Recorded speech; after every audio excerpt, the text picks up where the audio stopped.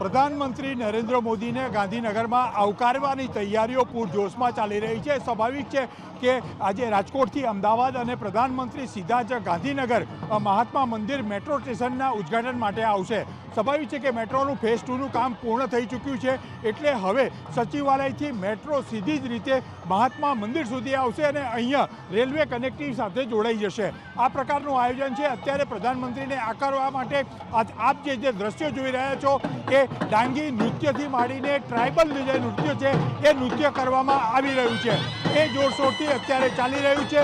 એ જ પ્રકારે અહીંયા જે રીતે આમ પબ્લિક પણ અહીંયા મોટી સંખ્યામાં જોડાયેલા છે અને સાથે સાથે હું કેમેરામેન રમેશ ઉડિયાને કહીશ કે અહીંયા ગરબા અને જે આપણો પોતાનો ગુજરાતી જે ઓળખ છે એ રાસ ગરબાની રમઝટ પણ સ્ટેજ ઉપર પ્રધાનમંત્રી નિહાળશે એ પ્રકારનું આયોજન કરવામાં આવ્યું છે।